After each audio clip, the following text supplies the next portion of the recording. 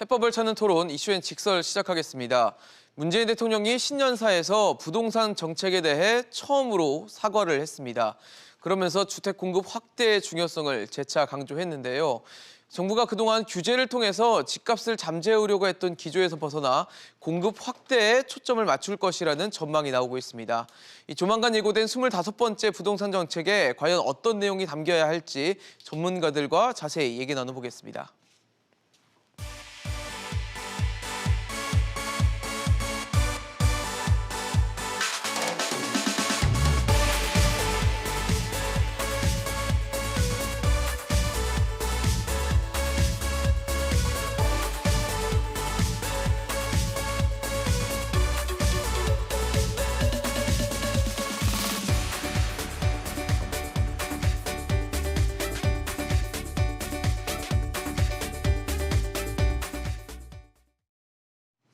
네, 본격적인 토론에 앞서 오늘 함께해 주실 세 분의 전문가 소개하겠습니다.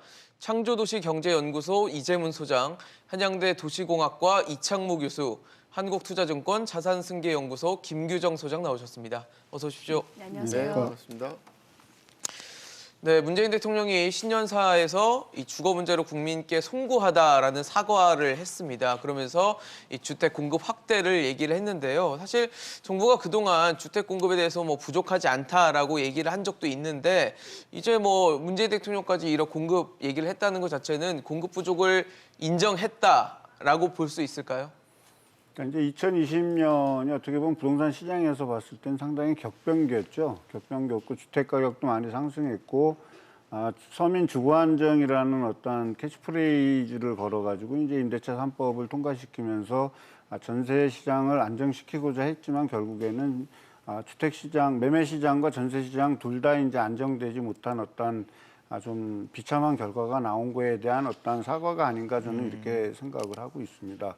물론 이제 그 부분에서 이제 일부분이 공급 부족이었다라는 어떤 그런 논란의 여지가 지금까지 지속돼 왔었고 현재도 공급 부족에 대한 얘기가 나오고 있는데 그러니까 이제 국토부의 인식에서 봤을 때는 총량적으로는 주택 부분이 부족하진 않지만 부분적으로 진짜 아파트들이 공급돼야 되는 일부 지역에서는 아파트가 충분히 공급되지 않았기 때문에 공급 부족의 논란도 있었음을 인정한 어떠한 영역이 아닌가 이렇게 생각을 합니다. 교수님은 어떻게 보셨어요? 글쎄요, 첫 번째 사과라는 게 조금 아쉬운 면이 있습니다. 그러니까 시장 자체 흘러가는 구도를 보게 되면 이게 단순하게 공급 대책만의 문제가 아니라 굉장히 전반적인 부동산 대책 정책이 있어서의 방향성에 대한 그런 기본적인 논란이 좀 있거든요. 네네. 어떻게 보면 이게 첫 번째 사과라 그러면 글쎄요, 농담 삼아서 얘기를 하면 한 3번쯤 사과를 해야지 이 정책의 어떤 방향성이 좀 전환될 수 있는 기회가 되지 않을까 싶어서 좀 늦었다고 생각을 합니다. 특히 공급과 관련된 부분은 계속 앞에서도 이재문 소장님이 말씀하셨지만 이게 총량적인 문제가 아니라 사람들이 원하는 곳에 원하는 주택이 공급되지 않는다라는 게 문제였는데 그걸 계속 인정하지 않았었거든요. 네. 이제 그런 측면에서 이번 변창흠 장관이 이제 들어서면서 적지 않은 부분 초기에 장관 지명을 받기 전에 나왔던 그런 공공 위주의 그런 정책적인 방향성, 그다음에 개발 이익과 관련된 철저한 환수라는 그런 개인적인 신념보다는 조금 더 완화된 그런 모양새를 좀 보여주고 있어서 어떤 전환의 어떤 시초가 좀 인지될 수 있는 상황이 아닌가 생각을 합니다. 사실 이제 2017년부터 문재인 정부가 시작이 됐기 때문에 올해가 이제 5년 차로 접어드는 시점인데 사실 불과 1년 전 신년사에서만 봐도 부동산 안정에 대한 정부 의지 확고함을 굉장히 드러냈었고 그리고 부동산 시장이 안정되고 있다라는 식의 얘기를 하면서 굉장히 자신감을 나타냈었는데 불과 1년 만에 이렇게 상황이 굉장히 많이 상황은 그대로였거든요, 사실. 근데 입장이 바뀐 거죠, 어떻게 보면. 어떻게 좀 해석을 해야 될까요? 저도 그 부분이 굉장히 좀 인상적이었는데요. 오히려 뭐 사과나 뭐 공급에 대한 인정보다도 네, 예. 종전까지는 발언에서 계속 조금만 기다리면 정책이 효과를 내서 네. 시장이 안정될 거다라는 이제 대전제가 먼저 항상 있었는데 그렇죠. 이번에는 그 부분이 언급되지 않았죠. 그래서 시장이 이제 기존의 정책만으로는 자체적으로 안정되거나 뭐 기다려서 해결될 문제가 아니다라는 데는 약간의 인식 전환이 맞다라고 저는 이해를 했고요.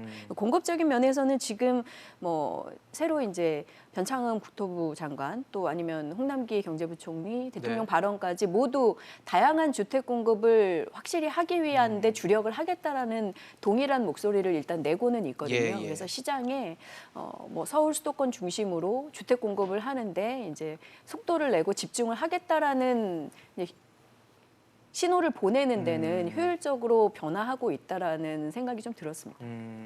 사실 저희 방송에 나와주셔서 전문가분들이 누누이 지적했던 게 이제 2021년부터는 공급이 많이 줄어들 것이다라는 얘기를 해주셨고 실제적으로 올해 1분기 입주 예정 아파트 현황만 봐도 서울이 지난해보다 한 34%가량 줄어든 것으로 집계가 됐습니다. 이렇게 이제 공급되는 물량들이 줄어든다는 얘기는 결국 가격 상승을 연상시킬 수밖에 없는 얘기가 될 텐데 그렇다면 올해도 전월세난 집값 잡기 좀 어려운 거 아니냐 생각이 들거든요.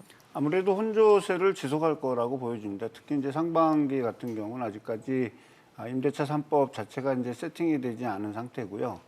그다음에 이제 임대차 3법이 시작된 이후에 이제 한 6개월간 정도의 어떤 기간 동안에 이제 나왔던 어떤 임대차 혼란 시장의 어떤 여파가 앞으로도 좀 지속되고 이제 이것이 본격적으로 조금 이제 제가 봤을 때는 안정되는 시기가 이제 2021년 하반기 정도가 되지 않을까 이렇게 생각합니다. 물론 이제 이 말씀을 드리는 전제에는 정부가 이제 공급 시그널을 이번에 이제 뭐 구정전후에서 25번째 부동산 대책 뭐 나올 거라고 이미 예고하지 않았지 그렇죠. 않습니까?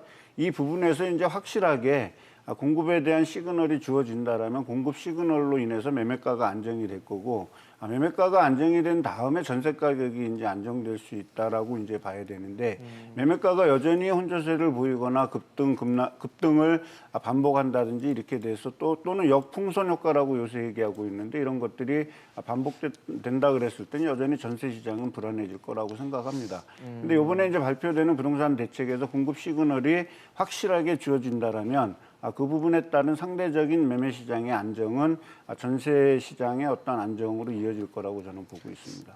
이재명 소장 말씀 듣고 제가 좀 궁금한 건 시그널만으로 과연 가격 안정을 불러올 수 있을까에 대한 의문이 드는 게 그동안 지금, 굉장히 많은 시그널을 보냈음에도 사실 시장이 안정되지 않아서 국민들이 이에 대한 신뢰도가 굉장히 떨어진 부분이 있잖아요. 그래서 정책이 제대로 나오는 상황이 아니라 단순한 시그널, 이 신호만으로 과연 집값이 안정될 수 있을까에 대한 의문이 들거든요. 그러니까 이제 문제는 이제 주택 시장의 불안정감이 지금도 지속되고 있는 어떤 그리고서 이제 영끌이 나왔던 일부 요인에 대한 거는 정부 정책에 대한 불신이죠. 그렇죠. 잦은 정책 그다음에 변경된 어떤 시장의 어떤 질서를 조금 무시했던 어떤 정부의 어떤 역발상적인 어떤 그런 생각들로 인해서 주택 시장이 여전히 이제 불안해 왔죠. 예. 이번에 사실 공급 계획을 발표한다라고 얘기해서 공급 계획이 당장 지금 부족한 2021년, 2022년에 주택을 공급하고 그것도 양질의 아파트를 공급한다라는 거는 시간적으로 물리적으로 저는 불가능하다라고 예. 보고 있습니다. 그러니까 시간적으로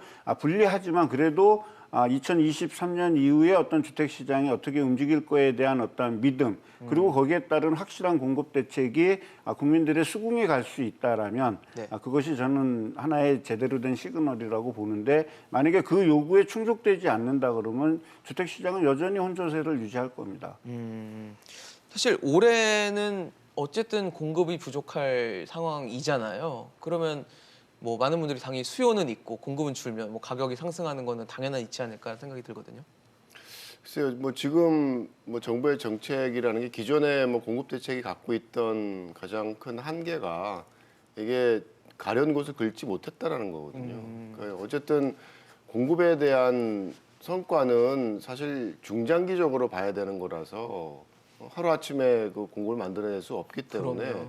지금 시장에서 뭐 저희가 이제 원하는 것들은 말씀하셨듯이 기대 심리에 대한 부분을 좀 안정시켜 주기를 바라는 거죠. 근데 이전의 대책들이 굉장히 단기적인 성과를 억지로 얻어내려고 하다 보니까 나오는 부작용들이 많아서 예. 사실은 장기적인 그런 기대도 안정시키지 못하는 그런 상황이 됐던 거라서 매매 시장에 대한 부분은 사실은 올해 그렇게 안정시키기가 쉽지 않을 거라고 생각을 합니다. 현실적으로 뭐 아파트의 그 입주 물량도 서울시 가장 핵심이 되는 서울시에 있어서 굉장히 감소한 형태로 그렇죠. 이제 진행이 되는 예. 거고, 그래서 매매 시장에 대한 부분은 그렇게 확실치 않다는 거고, 이번에 뭐 발표될 대책이 얼마나 그 가려운 곳을 긁어줄 수 있을지 아니면 또 여전히 딴 곳을 긁고 있는 그런 상황을 만들어낼지 이건 좀 지켜봐야 될 것 같고요.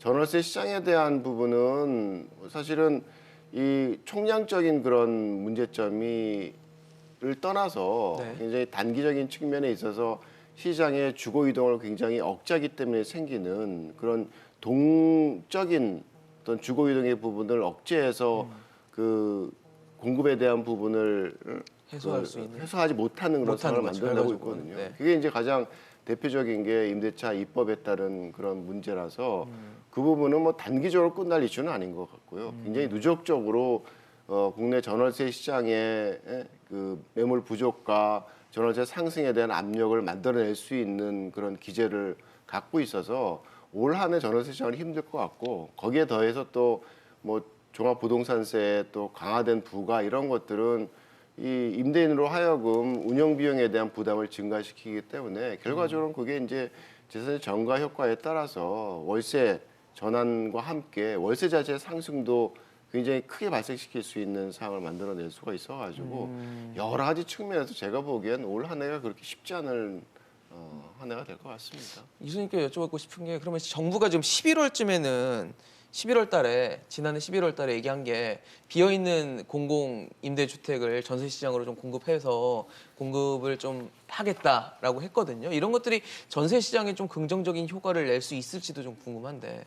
그 물량이 얼마나 되나요? 처음에 이제 얘기했던 거에 비해서 굉장히 축소된 그런 공급밖에 나타날 안 수가 되니까. 없는 상황이고, 그리고 지금 그 임대차 입법이 그 발생시키는 문제라는 게 이게 총량의 문제보다도 실제 시장이라는 건 굉장히 동적인 주거 이동을 통해서 소비를 해나가거든요. 그렇죠. 그러니까 이게 뭐 신규로 공급되는 물량이 아니라 가만히 놔뒀다라면 주택 시장의 20-30%는 매년 주거 이동을 통해서 소비가 조정되는 과정을 담아야 돼요. 근데 그런 어떤 그 재고 주택 시장에 있어서의 시간에 따른 동적인 주거 이동과 소비의 조정을 굉장히 억제하는 게 임대차 입법이기 때문에 네. 단순하게 뭐 전세 물량이 조금 더 증가됐다 그래서 지금 시장에서 풀리는 상황은 안정세를 아니네요. 만들어내기는 사실 힘든 상황이죠.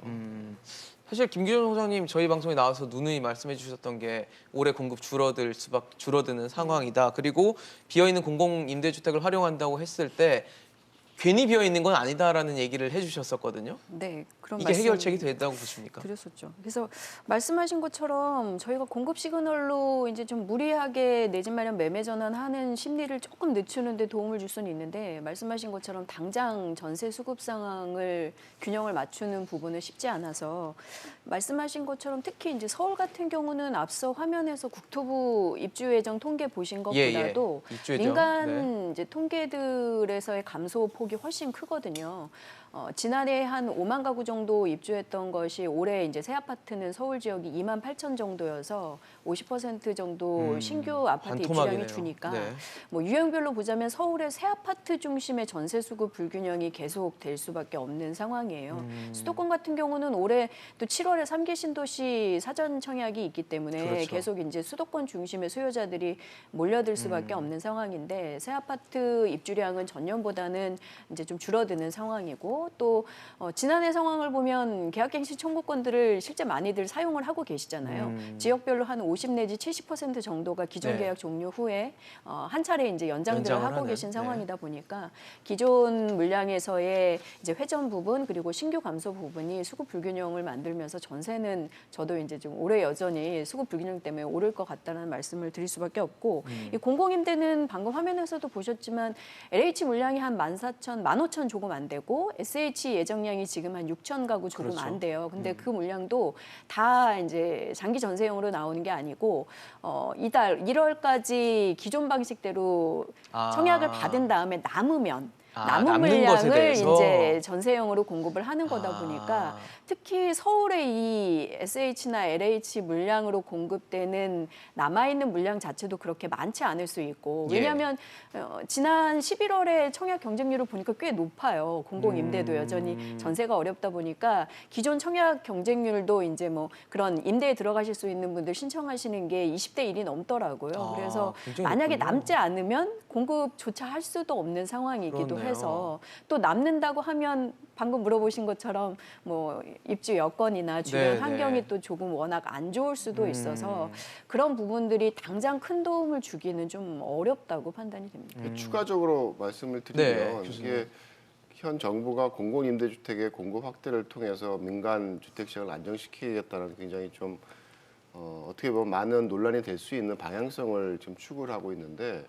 공공임대주택의 공급이 민간 임대주택 시장의 안정을 가져온다는 보장이 사실은 없어요. 그게 논란이 되고 있는 거잖아요. 그죠, 그래서 그래서 이게 뭐 우리가 많이 아는 그런 공공임대주택 공급 비율이 높은 나라들, 뭐 싱가포르도 그렇고, 네. 홍콩도 그렇고, 홍콩도 뭐 공공임대주택 비율이 30%가 넘거든요. 그런데도 이 가장 민간 주택 시장에서 가격도 극심하게 높고 임대료도 극심하게 높은 게 홍콩 시장이거든요. 그래서 사실은 시장 자체에 이 공공임대주택 시장과 민간임대주택 시장의 대체성이 그렇게 크지가 않은 거죠. 그러니까 상대적으로 어포더빌리티가 그러니까 구매력이 낮은 사람들이 공공임대주택에 들어간다 그러면 여전히 민간임대주택 시장에서는 구매력이 높은 사람이 남아 있거든요. 그렇죠.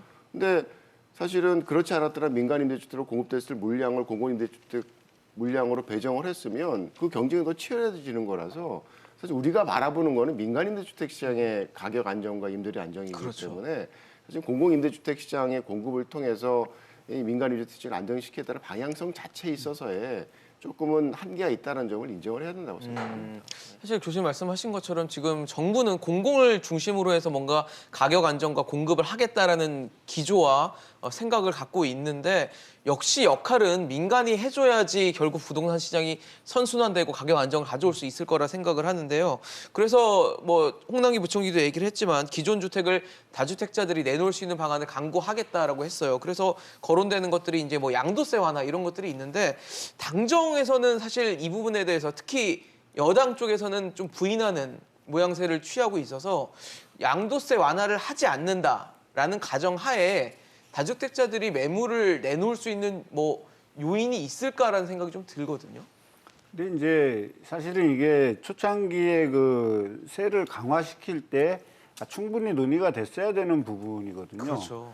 근데 이제 어떤 의미에서 본다 그러면 그렇게 논의를 하면서 세제 방식과 그다음 세제에 따르는 규제, 그다음에 공급 문제서부터 이제 수요 억제라든지 이런 거를 좀 포괄적으로 아우르는 정책적 대응이 좀 있었어야 되는데 좀 잘 아시겠지만 이제 임기응변적인 어떤 그런 정책 대응이 나오면서 이제 많은 문제가 돼 있었는데 그렇죠. 사실 지금 뭐 양도세를 완화시키면 다주택자들이 매물을 내놓을 것이다. 그러면 양도세의 지금 강화 기조를 지금까지 유지하면서 다주택자들이 집을 내놓게 될 것이다라는 어떤 정책 시그널을 가지고 지금까지 강화했지 않습니까? 결국에 그거에 따라서 시장은 점점 더 이제 어떻게 보면 매물 잠김 현상들이 초래된 어떠한 주요 요인 중에 이제 하나가 됐는데 예. 그렇다고 한다라면 지금 이제 다주택자들이 집을 내놓을 수 있는 방법은 세금 부담을 많이 느껴서 그 세금 부담을 많이 느낀 상태에서 더 이상은 못 버티니까 내가 이제 집을 내놔야 되겠다라는 어떤 심리적 변화가 있어야지 시장에 매물이 좀 나올 거라고 보고 있거든요. 근데 이제 많은 다주택자들은 제가 생각했을 때 이런 생각을 하고 있을 거라고 생각합니다. 이제 문재인 정부 임기가 1년밖에 안 남았는데 그리고 이번 지자체 보궐선거에서도 재보궐선거가 마찬가지지만 있죠. 예. 앞으로 총선에서부터 이 부동산 정책은 상당히 주요 이슈가 될 겁니다. 그럼요. 주요 이슈가 되고 이제 이런 부분들이 있어서 계속 논란의 여지와 이제 이런 것들이 만들어내게 된다라고 했을 때에는 버티자라는 어떤 심리가 더 그럴 수 있죠. 팽배하고 예. 버틴 이후에 어떤 규제 완화에 대한 정부 이런 거를 기대하면서 저는 버틸 거라 그러지 절대 매물을 내놓지 않을 거라고 생각하고요. 만약에 양도세 세제를 완화한다 하더라도 네. 그 유예를 시켰다라고 얘기하면 그 유예시킨 기간 동안 다주택자들은 시간을 버는 거지 않습니까? 그렇죠. 그렇다고 양도세를 완화했다 그래서 그 유예된 기간 안에 집을 내놓는다? 그거는 저는 더더욱더 있을 수 없는 일이라고 생각하거든요. 결국에 지금의 세제 규제 완화 강화는 제가 봤을 땐 별다른 의미가 없다라고 보고 있습니다. 그럼 지금 문재인 정부가 뭘 해도 다주택자들이 집을 내놓지 않을 거라 보시는 건가요? 네, 저는 그렇게 보고 있습니다. 결국에 시장에 따른 외적 요인, 정책적 요인을 벗어난 어떤 금리의 문제라든지 어떤 세계 경제의 흐름이라든지 어떤 유동성을 억제하기 위한 어떤 정부 정책의 시그널이 바뀌고라든지 네. 이런 것들의 어떤 외적 요인의 어떤 급변이 일어나지 않는 현 상태의 지속하에서는 저는 내놓지 않을 거라고 생각합니다. 교수님은 어떠세요? 지금 사실 6월 달 이후면 이제 양도세가 중과되는 시점이 올 텐데 뭐 이걸 연장을 해야 된다, 양도세를 완화해야 된다, 여러 가지 방안들을 지금 얘기는 나오는데 사실 여당 쪽에서 생각 안 하는 것 같거든요. 글쎄요, 이게 정부 여당이 갖고 있는 그런 기본적인 시각이 다주택자들이 시세 차익을 못 챙기게 하겠다라는 굉장히 강한 의지를 갖고 있어서 이미 투기로 그러니까 뭐 규정을 그게 하고 있는 부분도 있고요. 사실은 다주택자들의 소유 기간들을 보게 되면 뭐 최근에 가격이 오를 때 다주택자로 주택을 늘리는 사람도 있지만 굉장히 장기간 뭐 10년, 20년 갖고 그 있는 전부터. 다주택들이 상당히 많습니다. 그래서 그걸 뭐 투기적인 행태로 해서 징벌적인 그런 과세를 해야 되느냐에 대한 기본적인 그런 질문이 있는 거고 예. 양도세에 대한 부분도 뭐 국제적인 기준에서 이렇게 보게 되면 지나치죠. 지금 뭐 다주택자라 그래서 75%에 달하는 그런 양도세를 부과를 한다는 것 자체가 어떻게 보면 주택 시장에 있어서의 지속 가능한 과세 체계는 기본적으로 아니라고 봐요. 그래서 언젠가는 시장을 정상화한다는 측면에서 이제 국제 수준에 맞는 그런 기준으로 포복이 돼야 될 거고 네. 이게 뭐 단기적인 완화의 문제가 아니라 시장을 정상화하는 구도에서 이제 취해야 될 방향성이란 부분이고 결국은 뭐 다주택자의 챙기냐의 문제가 아니라 어쨌든 자산 시장은 가격이 올라서 오르는 구도에서 정점에 가까워지면 사람들의 선택이 자본 차익을 챙기면서 매각을 하는 구도에서 시장이 상승세가 꺾이는 그런 구도를 가지게 되거든요. 네네. 이게 뭐 주택 시장뿐만 아니라 뭐 주식 시장도 마찬가지고 당연한 거죠. 그래서 지금 시점에 있어서 뭐 다주택자 행태에 대한 그런 구도가 아니라 지금은 올 만큼 올랐어라는 인식이 시장에 있다 그러면 그럼 뭐 그게 다주택자든 일주택자든 누군가는 자기 자산을 매각을 해서 자본 차익에 대한 부분을 실현하는 구도 속에서 시장이 안정화되는 그런 변화가 만들어져야 되는데 그거를 다주택자에 대한 어떤 징벌적인 과세에 대한 욕구 때문에 시장을 만들어내지 못하는 거죠. 그래서 제가 보기에는 벌써 2020년도 초반에 한번 그 완화된 기간 동안 굉장히 상승세가 이렇게 좀 꺾이는 그런 기간들을 우리가 겪었어요. 네네네. 한 6개월 동안에 그런 이제 경험을 했었고 사실은 양도세에 대한 완화 부분이 뭐 작년이 아니라 재작년 그 이전에 상당 기간 지속이 됐으면 지금처럼 뭐 문재인 정부 때 60%의 그런 아파트 가격 상승률을 만들어내는 상황을 안 초래했을 수도 있었죠. 그렇다 그러면 뭐 다주택자들의 가져가는 자본 차익에 대한 부분이 그 사람들의 투기적인 행태가 아니라 뭐 정부의 선택에 의해서 귀결된 거라 그러면 조금은 다른 생각을 해볼 수도 있거든요. 그래서 너무 다주택자 생각하지 말고 지금 시장의 어떤 가격 상승이라는 게 지나친 어떤 이 탈출구가 없는 구도 속에서 만들어지는 그런 동결 효과에 따른 현상이라 그러면 네. 그 부분을 해결하기 위한 일반적인 방향성으로서 이제 양도세 중과에 대한 부분을 조금은 조정할 수 있는 그런 선택이 필요한 시점이라고 생각을 합니다. 정부가 좀 다주택자의 관점에서 생각해 보면 어떨까 하는 생각이 드는 게 다주택자 입장에서 세금을 뭐 1,000만 원 더 내야 되는데 집값이 1억이 오르면 당연히 갖고 있지 않겠냐라는 생각이 들고 아니면 내 자식에게 줘서 증여세 좀 물고 그냥 우리 가족이 갖고 있는 게 더 낫다고 판단한다면 굳이 뭐 이 세금 문제 이런 게 다 떠나서 안 내놓지 않을까라는 생각이 들거든요. 근데 실제로도 지난해 이제 70대 최고로 세금이 늘어난다라는 이제 예고를 해놓은 상황인데도 네. 증여나 이런 것들이 또 이제 대안으로 많이 사용이 된 걸 보면 지적하신 부분이 충분히 이제 고려할 부분이 있고 실제로 주말에 여러 가지 뭐 이런저런 사례들까지 언급이 되면서 굉장히 이슈가 됐었잖아요. 뭐 70대 책 이전으로 아예 번복을 해서 6월에 예정되어 있는 10%포인트씩 더 중과를? 올라가는 부분을 아예 없앤다던가 아니면 뭐 지난해 상반기에 쓴 것처럼 뭐 일반 세율을 한다던가 아니면은 연말까지 6월 적용될 부분을 연말까지만 유예를 해준다던가 여러 가지 얘기가 나왔는데 좀 실질적으로 생각을 해보면 그런 조치들이 지금 쓰여져서 매물을 끌어내는 효과가 충분히 확실하게 있을 거냐라는 부분에서는 저도 아까 이 소장님처럼 약간 의문이거든요. 의문이죠. 실제로 연말까지 유예를 한다 그러면 6월에 시행을 앞두고 상반기에 처분하셔야 되는 분들이 시간을 벌게 되는 상황이어서 오히려 그렇죠. 상반기에도 물건이 더 안 나올 수도 있고 만약에 번복을 한다 그래도 똑같은 상황이거든요. 지금이랑 그렇죠. 없어졌을 때 세율이 계속 똑같기 때문에 시장 상황을 보면서 약간 이런저런 또 다른 대안들을 생각할 수밖에 없는 상황이어서 만약에 진짜 충분한 매물을 끌어내는 효과를 보려면 진짜 확실하게 세금을 달리 낮춰주거나 네네. 뭐 이런 획기적인 조치를 해야 되는데 그 부분은 진짜 정책 신뢰도의 타격도 크고 형평성에서도 이제 맞지 않는 부분이라서 저는 사실 이 카드를 쓰기가 지금 굉장히 오히려 시기적으로 더 어려워진 상황이라 저희가 이거를 시장에서도 이걸 다 선거 때문에 또 이런 얘기가 계속 나오고 있구나. 그렇죠. 혹은 앞으로도 예. 계속 나와서 이슈가 되겠구나라는 생각들을 할 정도니까 그렇게 쓰기보다는 교수님이 말씀하신 것처럼 저희가 이 부동산 세제를 어떻게 방향성을 갖고 갈 거냐에 원론적으로 저희가 접근을 하는 식으로 다시 한번 컨센서스가 이루어져야 된다라고 생각합니다. 저희가 보유세는 높이는 대신 단타 매매를 제외한 일반적인 주택 양도세율이나 이런 것들은 거래세와 보유세 이제 적당한 이제 수준을 좀 균형을 맞춰야 되는 예. 이런 논의들이 있었고 또 현재 주택 숫자에 따라서 저희가 징벌책을 쓰고 있는 맞아요. 부분 지적하셨잖아요. 네. 그래서 그런 부분들도 앞으로 시장 상황에 따라서 언젠가는 다시 또 달라질 바뀔 수 거고 있는, 이런 네. 상황이다 보니까 원칙적으로 이거를 어떻게 끌고 갈 것이냐에 대한 조세적인 근본적인 논의가 좀 돼야 되는 시점이지 이거를 단기적으로 뭐 잠시 유예해주고 또 일부 깎아주고 뭐 이런 식으로 대응해서는 더 제가 볼 때는 혼란이 클 것 같다라는 생각입니다.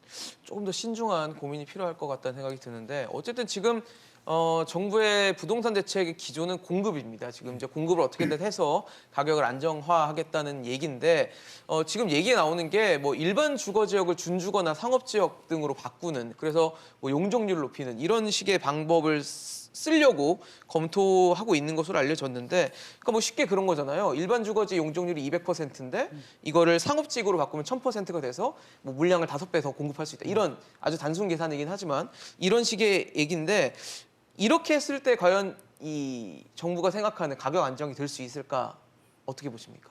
지금 정부 정책이 불신을 받는 이유 중에 하나가 국민이 원하는 지역의 주택을 많이 만들어내지 못했고 그리고 그 부분에 대한 신뢰를 얻지 못했다라는 어떤 상황이죠.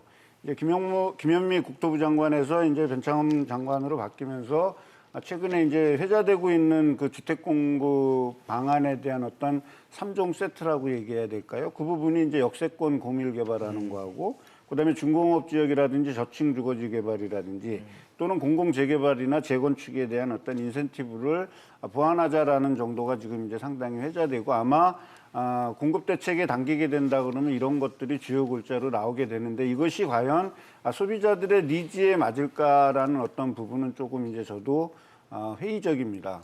왜냐하면 우리가 지금 소비자들이 원하는 시장, 지금 지난 4년 동안 우리가 부동산 정책을 피고 규제를 강화하면서 네. 주택 시장을 잡고 싶었던 어떤 가장 본질적인 이면에는 주거 안정성을 회복하고 그다음에 도시 저소득층이라든지 이런 부분들의 어떤 주거 안정을 깨서 주거 복지 수준을 좀 높이자라는 어떤 부분이었거든요. 예. 그러다 보니까 공공성을 지나치게 강조하다 보니 한 870만 정도의 임차 가구 중에 민간이 담당하고 있는 700만 이상이 되는 어떤 민간 부분을 어떤 공급하는 시그널들을 상당히 좀 무시한 어떤 그런 측면이 있었거든요.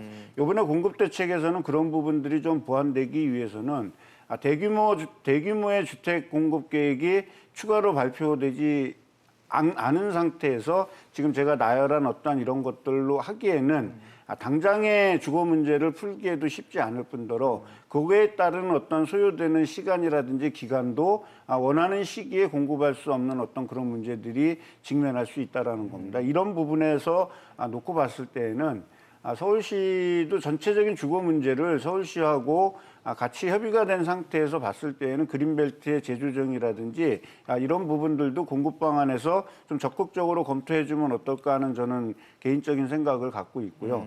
특히 이제 여기에서 이제 역세권 고밀 개발하면 평균적으로 서울에 있는 300개 넘는 지역의 어떤 역세권의 평균 용적률이 한 160% 정도 되는데 이거를 700% 가까이 이제 용적률을 상향해서 거기에서 이제 고밀 복합화하겠다라는 어떤 그런 부분들은 제가 봤을 때 주 수단이 아닌 보조적 수단에 불과하다라는 저는 생각을 하고 있습니다. 결국에 주요 수단. 국민들이 이제는 이제 주택 문제에 대해서 확실하게 믿을만하다라는 어떤 공급 대책이 가미되지 않는다라면 네네. 결국에 5번째 발표되는 부동산 정책도 결국에 국민들의 어떤 또 논란을 일으킬 수 있는 여지가 있다라는 거를 좀 감안해서 이번에 공급 대책을 좀 잡았으면 좋겠습니다. 아마 뭐 많은 국민들이 원하는 지역이 서울이라고 가정을 했을 때 서울에 뭐 중앙정부 차원에서 뭐 용도 개발을 추진한다고 하면 서울시 지자체에서 반대할 수도 있는 거잖아요. 서울시는 특히 이 용도 변경에 대해서 굉장히 엄격해 왔던 것으로 알고 있어서 이런 충돌이 빚어지면 또 원활히 될까라는 의문도 들거든요. 그러니까 그 방향성 자체가 갖고 있는 문제점뿐만 아니라 실효성도 잘 논란거리가 될 수 있는 게 예.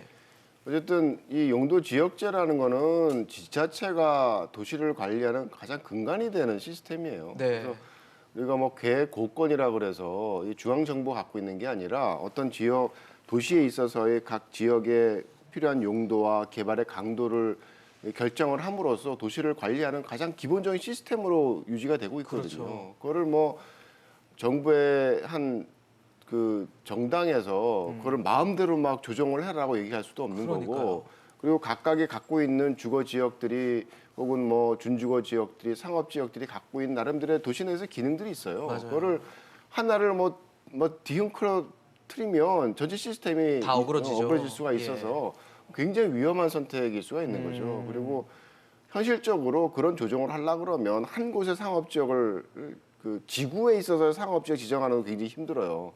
지구 중심에 있어서도. 근데 그거를 전체적으로 도시에 있어서 종합 그 계획사에서 용도 지역을 조정을 하려고 그러면 상당히 많은 시간이 소요가 되는 과정이라서 현실적으로 좀 쉽지 않은 그런 구도가 있는 거고, 네네. 그다음에 이 뭐 용도 지역을 바꾸고 용적률 높인다라는 게 민간에서 실제적으로 원하는 그런 개발을 할 거냐에 대한 부분은 또 다른 이슈입니다. 그렇죠. 그러니까 저희가 이제 지금은 많이 달라졌는데 뭐 얼마 전까지만 하더라도 그 상업가로인 테헤란으로 이렇게 지나가다 보면 그 각 블록의 코너에 있는 빌딩들이 굉장히 층수가 낮아요. 그러니까 어떻게 보면 그 좋은 입지에 왜 고층이 안 올라가고 여전히 뭐 저층 빌딩이 남아 있냐라고 이제 좀 의아해하는 부분이 있는데 네네. 그게 개발에 있어서의 과정이고 어떤 주어진 여건이라는 거죠. 그 토지의 소유자 같은 경우에는 아무리 주변이 고층으로 올라가도 내가 갖고 있는 저층 빌딩을 재건축을 해서 고층으로 올린다라는 게 그렇게 탐탁치 않은 선택일 수가 있는 거예요. 내가 자산이 쌓이고 개발했을 때 생기는 여러 가지 부담이나 이런 것들을 지금 내가 굳이 왜 줘? 뭐 이런 상황이 되거든요. 그래서 그냥 숫자로 용적률 주기 때문에 그 필지나 그 지역이 재개발, 재건축이 될 거라고 믿는 거는 굉장히 나이브한 생각이에요. 그렇네요. 도시에 있어서 민간의 어떤 역할이라는 거는 우리가 생각하는 것보다 훨씬 더 복잡한 그런 기제에 의해서 이루어지는 거고, 가장 아쉬운 건 그냥 이 재건축 재개발 같이 하겠다는 데는 놔두고 왜 안 하겠다는 데를 그렇게 들쑤셔가지고 상황을 힘들게 만드는지 참 좀 기본적으로 좀 아쉽습니다. 그러니까 사실 민간이 뭔가 참여할 수 있는 유인책들이 있어야 될 것 같다는 생각이 드는데 과연 그런 대책이 이번에 나오게 될 부동산 대책에 담길 수 있을까에 대해서는 좀 궁금한 부분이 있거든요. 뭐 시장에서 이제 개발 사업 하시는 분들이 기본적으로 요구하는 게 이제 개발 자금에 대한 저금리 지원이라던가 그렇죠. 인허가 같은 것들을 좀 쉽게 받을 수 있는 부분이라던가 이런 기본적으로 속도감 있게 공급 사업을 할 수 있는 부분들에 대한 여건을 말씀들을 만들어 달라는 거잖아요. 보통 하시잖아요. 그래서 그런 부분들이 이제 지원이 될 텐데 저도 이제 교수님 말씀하고 같이 좀 걱정이 되는 게 이 용적률을 높일 수 있는 땅 용도 변경을 하면 확실히 더 지을 수는 있어요. 그렇겠죠. 효과는 확실히 있을 텐데 예. 말씀하신 것처럼 전체 도시 설계상의 측면에서 봤을 때 이게 마구잡이로 그렇다고 또 막 다 바꿔서 주택만 뭐 무조건 짓게 할 수는 그렇죠. 없는 내용이거든요. 근데 실제로 땅 용도를 바꾸면서 지을 수 있는 유형이라는 게 뭐 상업시설이 일부 그 용도에 따라서 들어가는 뭐 주상복합이라던가 오피스텔이라던가 도시형생활주택 이런 것들이 또 좀 더 빨리 지을 수 있기 때문에 그런 것들이 이제 나오게 될 텐데 유형 자체도 현재 이제 일반 내 집 마련 수요자들이 원하는 이제 아파트 형태의 그런 것들이 되기 어려울 수도 있겠거니와 그런 식으로 짓는 것들을 또 완화해주기 위해서 주택 비중이라든가 이런 것들을 또 공공 프로젝트를 승인할 경우에는 또 완화를 해준다든가 여러 가지 조치들이 더 나올 것 같거든요, 이번에. 예. 그렇게 되면 사실은 공급은 확실히 단기간 좀 늘어나는 확실한 계기가 될 것 같으나 말씀하시는 것처럼 뭐 역세권 고밀 또 우후죽순 변형된 지역에서의 뭐 주상복합이나 오피스텔형 이런 것들의 뭐 난립이나 이런 것들이 또 걱정되는 부분도 있어서 저희가 뒤늦게 공급으로 선회해서 마음은 바쁘지만 예. 전체적으로 좀 차근차근 진행은 해야 되겠다라는 생각은 들어요. 저희가 이게 공급 시그널이 지금 갑자기 또 이렇게 막 한꺼번에 오기 시작하면서 다들 한 23년 지나서 25년 깨부터는 또 공급이 3기 신도시 포함해서 늘겠구나라는 생각들을 이미 다들 하고 계시는데 그때 또 쓸만한 주택들이 원하는 곳에 적절히 배치가 돼야 되는 문제니까요. 원하지 않는 곳에 공급만 또 확 늘어나서는 그때도 또 골칫거리가 될 수 그렇겠네요. 있으니 저희가 뒤늦게 공급으로 돌아서서 급하긴 하지만 좀 차근차근 문제가 되지 않도록 해나가는 것들이 좀 필요하다라는 생각들을 해야 될 시점인 것 같습니다. 그런 시점인데 사실 문재인 정부가 굉장히 조바심 나지 않을까라는 생각이 들거든요.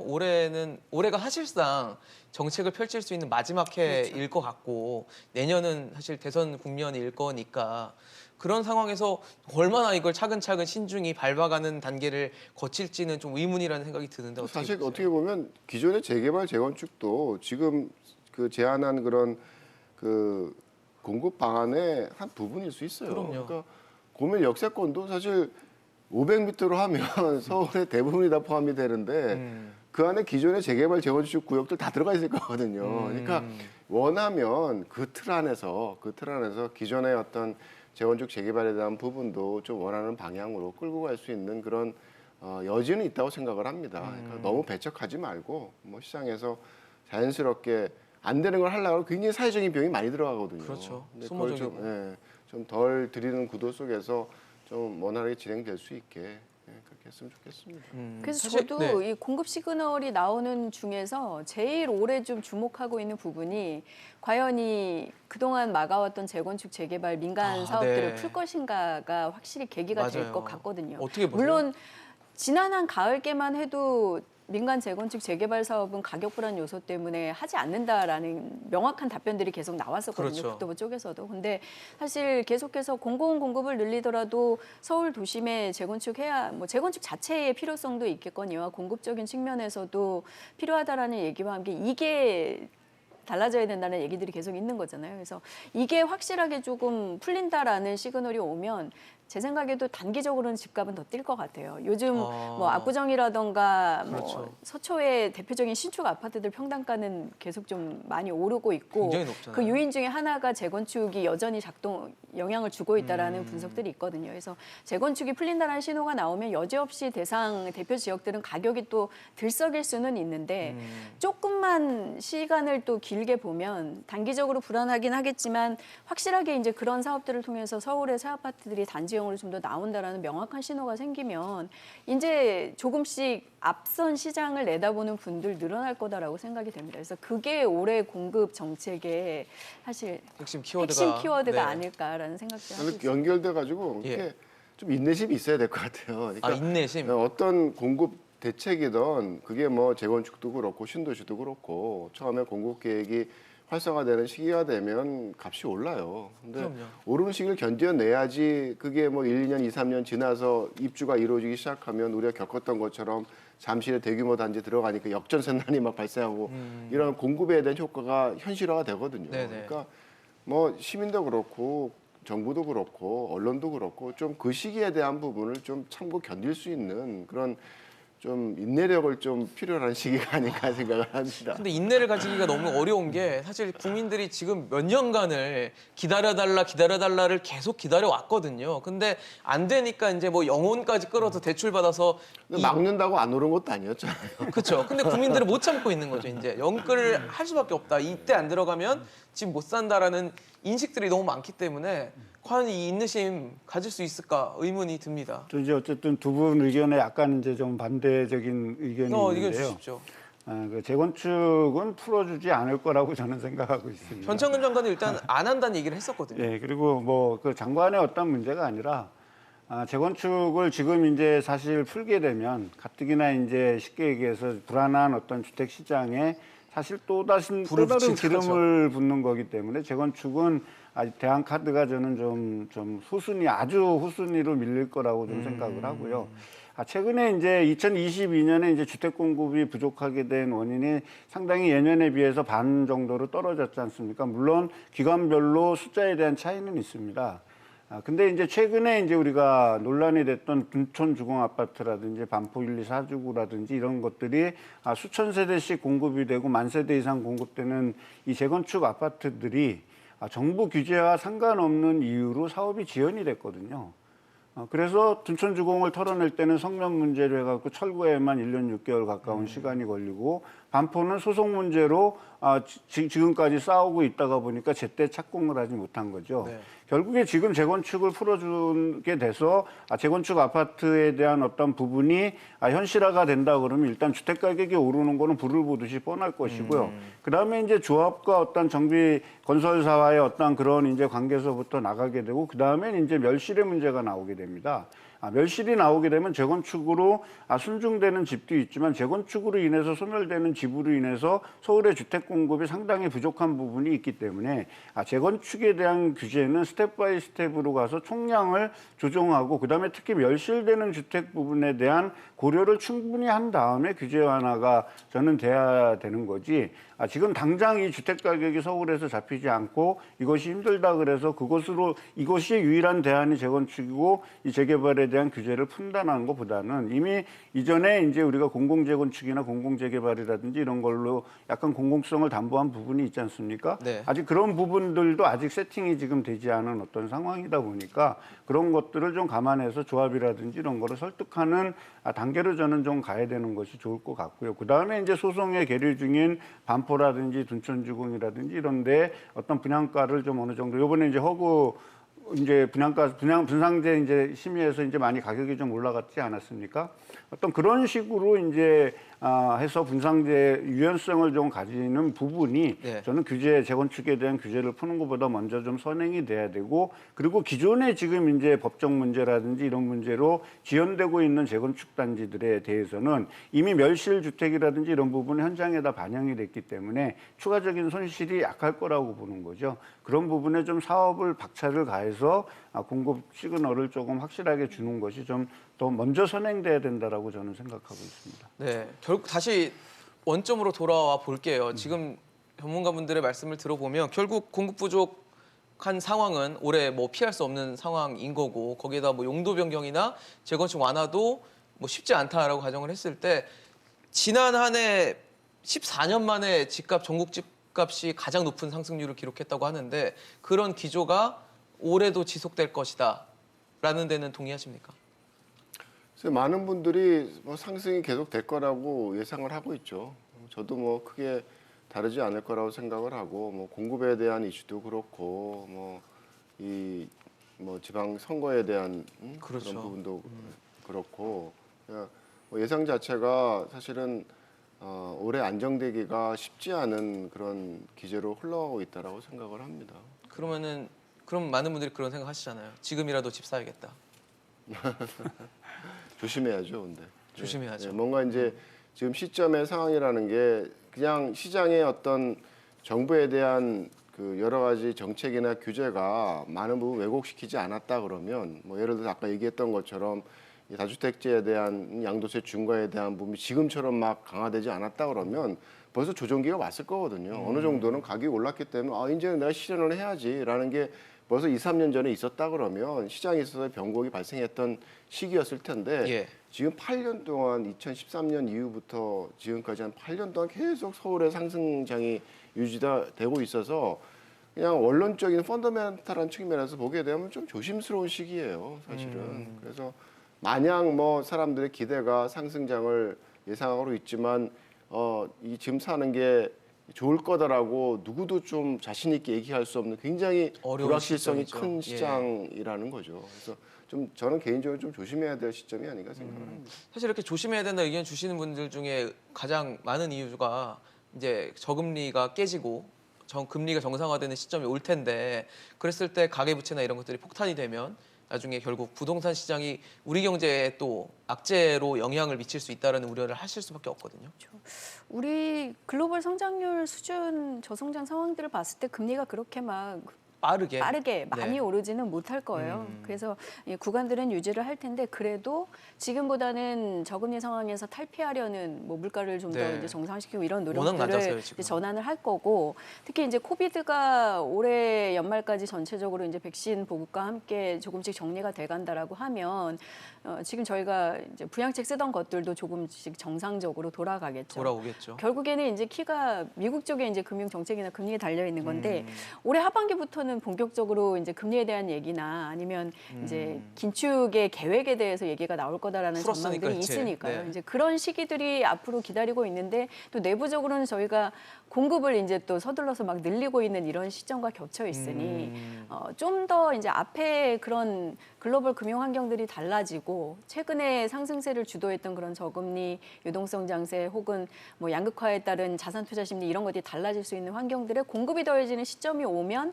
나는 어떻게 대응할 수 있는가를 생각하면서 지금 막바지 투자를 좀 하셔야 되는 상황이라고 보여지고요. 다만 올해까지는 네. 전세난도 계속 예고돼 있고 개발이랑 뭐 자금 풀리는 부분들도 계속 있고 하다 보니까 올해까지는 사실 상승세가 이어질 가능성이 높아서 그 부분을 단기적으로 결정하실 게 아니라 예, 예. 앞으로 올 시점에 대해서도 좀 같이 고민해서 결정하셔야 될 것 같습니다.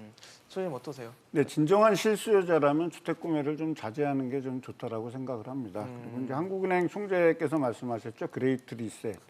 금융시장에 큰 조정이 올 수도 있고 또 지금 한국에 있는 자산시장이 부동산뿐만이 아니라 주식을 포함해서 지금 과열돼 있는 양상이기 때문에 그것을 조정을 겪게 됐을 때에는 가계경제에 심각한 타격이 올 수도 있기 때문에 과도한 대출을 이용해서 집을 구매하거나 아니면 내가 한 10년 정도는 버틸 자신이 있다라고 했을 때에는 다시 한번 한 사이클이 돌아가는 구조가 있을 수 있기 때문에 네. 그런 것이 아니라면 남이 사니까 내가 사야 되겠다. 지금 전세 잡기가 어렵고 이러니까 내가 집을 구입해야 되겠다라고 해서 과도한 대출을 끌어서 하는 거는 좀 말리고 싶습니다. 제가 지금 2년째 얘기하고 있습니다. 네, 상황이 알겠습니다. 이렇게 지금 쉽게 조정이 잘 안 되고 있네요.